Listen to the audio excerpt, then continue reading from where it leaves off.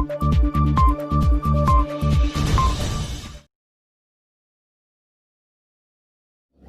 शाहनवाज अहमद ख़ान इस वक्त आपकी मुलाकात इमरान चौधरी साहब से कराने जा रहा हूं। आप कश्मीर और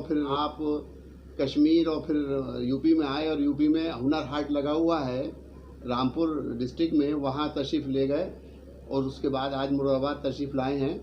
हम जानकारी चाहते हैं हमसे कि उस दौरे में उन्होंने किस तरीके से आवाम को सरकार की कहना चाहिए या कहना चाहिए कि जो हमारे यहाँ एक माहौल है उसके बारे में लोगों को क्या नसीहतें की।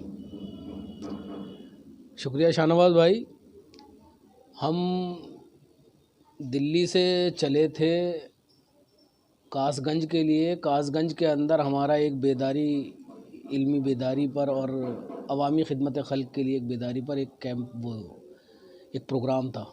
वहाँ से हमारा इरादा हुआ रामपुर के लिए। रामपुर में चूँकि हुनर हाट भी लग रहे हैं और यहाँ हमारे बहुत सारे साथी हैं जो हमसे मिलना भी चाहते थे, हमने उनको यहाँ पर दावत दे दी थी। इस वक्त आए हम तो हमने देखा यहाँ पर वाकई अभी जितना रामपुर के लिए और यूपी के लिए काम होना चाहिए था इतना काम अभी हुआ नहीं है और होगा। अभी वक्त 2-3 साल शायद पूरे नहीं होते, लेकिन उस तामीर और तरक्की के लिए जितनी लूट यहाँ मची हुई है, और इसी तरीके से भी आपने जिक्र करा वही लूट जो है कश्मीर के अंदर भी मची हुई है। कश्मीर जिसे दुनिया की जन्नत या कम से कम हिंदुस्तान की जन्नत कहा जाता है, उसी तरीके से कश्मीर के अंदर भी जो केंद्र सरकार हमारी वहाँ पैसा पहुँचाया करती थी, पिछले सरकारों ने उस पैसे का बहुत ज़्यादा दुरुपयोग करा। कश्मीर की तो कोई तरक्की नहीं हो पाई, लेकिन उनके अपने ख़ानदान उनके अंदर बहुत पनप गए, जिसका अब हिसाब किताब लिया जा रहा है। हाल ही के अंदर अभी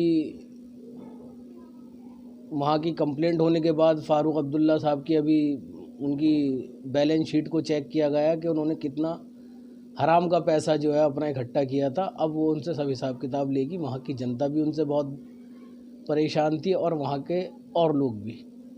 तो हमने वहाँ पर भी देखा, यहाँ पर भी, और यही बेदारी की काम को करते हुए जो हम चले आ रहे हैं वहाँ पर सिर्फ़ और सिर्फ आज के वक्त में हमारे लोगों को उसके अंदर हिंदू मुसलमान सिख ईसाई सभी लोग हैं। सिर्फ अगर कहीं कुछ कमी दिखाई देती है किसी चीज़ की तो वो इल्म की कमी दिखाई देती है, तालीम की कमी दिखाई देती है, और उसी चीज़ के ऊपर हम सब लोगों से अपील करते आ रहा है कि तालीम हासिल करिए, तालीम हासिल करिए। और तालीम के लिए अब वक्त ज़रूरत वहाँ पर मामला दरपेश आता है कि आदमी तालीम हासिल करे या अपने वक्त 2 वक्त की रोटी कमाने के लिए वक्त निकाले।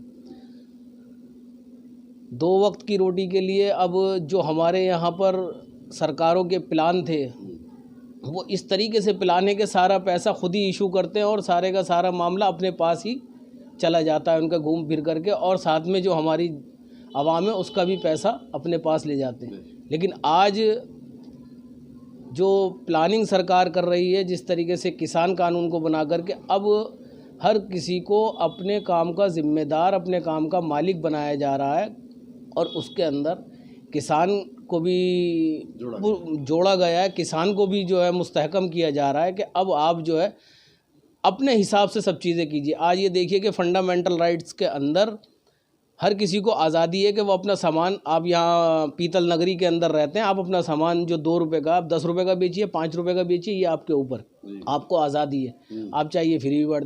तो किसान को भी ये आज़ादी होनी चाहिए। किसान इसका मतलब वो इतना उनके ऊपर मुनहसर नहीं रहना चाहिए कि सरकार जो तय करेगी वही है। उसे देना है आज अपना सामान, वो अपना गेहूँ, अपना चावल, अपना गन्ना जिस भाव में देना चाहता है, जिसे देना चाहता है वहाँ देगा।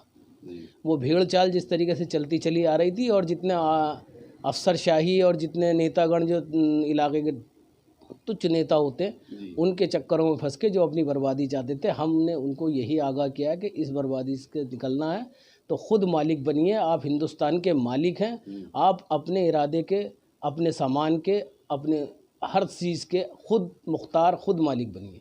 अच्छा, बहुत बहुत शुक्रिया। मैं आपको वापस कश्मीर लेके जाऊंगा, क्योंकि अभी कुछ दिन पहले मैंने पेपर में पढ़ा कि कश्मीर क्रिकेट अकादमी में एक बहुत बड़ा घोटाला हुआ है, और उसके जो अध्यक्ष थे वो जनाब फारूक साहब हैं, और वो उसका अभी तक कुछ ये राज निकल कर नहीं आ रहा है कि वो घोटाले में कितने लोग शरीक हैं, कितने बड़ी रकम का वो घोटाला है। तो जाहिर सी बात है आप काफ़ी मेहनत कर रहे हैं, कश्मीर में जानकारी हासिल कर रहे हैं। मैं चाहूँगा कि अगर आपकी मालूमात में है तो वो बताने की कोशिश करें। देखिए, अभी उसके ऊपर जो है ना पूरी जांच चल रही है। अब एक चीज़ हमें भी ये समझ नहीं आती कि ये इतने बूढ़े बूढ़े लोग होकर के ये खेल एसोसिएशन के, क्रिकेट एसोसिएशन के, इसके चेयरमैन बनना क्यों चाहते हैं आखिर? वो चाहते अपने बेटे को बनाते, अपने पोते को बनाते, तो समझ में आता है कि एक नौजवान जो है उसका वो अध्यक्ष बनना, हाँ उसका शौक़ है, तो वो उस लाइन के अंदर आना चाहता है। तो करोड़ों रुपए का नहीं साहब, वहाँ पे अरबों रुपए का घोटाला है। और उसके अलावा भी जितने कमाई के, जितने पैसे के संसाधनों पे, उन पर एक दो फैमिलियों का ही कब्जा है। और वो सारे के सारा कब्जा जो है वह गुबकार रोड पर विराजमान है। सब आपस में मिलजुल करके वो पूरा गैंग है एक तरीके से। हम यहाँ पर देखते थे कि एक गैंग बना लेते हैं, हर किसी के वो बन जाता है, अपना एक ग्रोह बना करके वो लूटामारी करते हैं। तो ये उन्होंने अपने तरीके से, उन नेतागण उन्होंने अपना एक गुपकार रोड पर रहते हैं सबके सब, और वहाँ गैंग बना लिया। और गैंग बनाने के साथ साथ दिल्ली में बैठे हुए केंद्र सरकार को हमेशा ये हुआ दिखाते रहते हैं कि अगर आपने हमें छेड़ा तो हम यहाँ पे आतंकवाद को खड़ा कर देंगे। पहली बार ऐसा हो रहा है वहाँ पे कि इनके खिलाफ आवाज़ उठ रही है। वहाँ पे डेमोक्रेसी सही मानों में बुनियादी सतहों से चलना शुरू हो रही है। वहाँ डिस्ट्रिक्ट लेवल से जो चुनाव करवाए हैं इस वक्त सरकार ने, तो वहाँ की जनता, पहली बार ऐसा हुआ है कि 60% से ऊपर लोगों ने बेखौफ होकर के आके वोट डालना शुरू किया है। ये बुनियादी चुनाव था उनका। वरना उससे पहले चुनाव में क्या होता था, 10% पोलिंग वादी के अंदर, 15% पोलिंग। ये उसी खौफ को दिखाते थे, और उस खौफ के अंदर 370 जब तक थी तो ये उसका हिसाब भी नहीं देते थे। आज उनसे हिसाब किताब लिया जा रहा है, तो आज इनके घपले भी पता चल रहा है। अरे अभी तो आप ये देखिए कि इनके पूर्वजों के भी घपले निकलेंगे उसमें, कि इनके बाप दादाओं ने कितने घपले किए हुए। हिंदुस्तान के जो मदद यहाँ से वहाँ की आवाम के लिए जाती थी, वो पूरे ये 2-3 घराने जो थे यही उसको कब्जा करके बैठ जाते थे। ये है उसको। जी बिल्कुल सही बात है। 70 साल आज हो चुके हैं हिंदुस्तान की आज़ादी को, और कश्मीर को भी 70 साल हमारे साथ जुड़े हुए हो गए। लेकिन अफसोस की बात यह है कि यूपी में, पंजाब में, बल्कि पंजाब को कहूँगा मैं, यूपी तो फिर भी हमारा पीछे है पंजाब से। पंजाब ने कितनी तरक्की की, जबकि जुड़ा हुआ स्टेट है कश्मीर से। जी जी। और कश्मीर में जो लोग जाते हैं वो गिने चुने 4 शहरों में घूम करके आ जाते हैं, इंटीरियर में कोई जाता नहीं है, क्योंकि सैलानी लोग जो टूरिस्ट होते हैं, जो लोग जाते हैं उनकी जानकारी मैंने सुनी है। वो बताते हैं कि यूपी से ज़्यादा ख़राब हालात हैं उनके।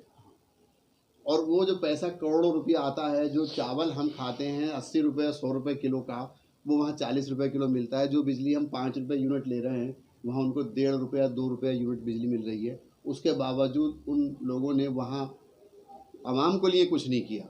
बहुत अफसोस की बात है। और सरकार कोई भी हो, हम चाहते हैं कि ऐसे षड्यंत्रों की, ऐसे घोटालों की जांच होनी चाहिए, और जो कसूरवार हैं उनको सज़ा मिलनी चाहिए। आप तशरीफ़ लाए, आपका बहुत बहुत शुक्रिया। बहुत बहुत शुक्रिया आपका भी।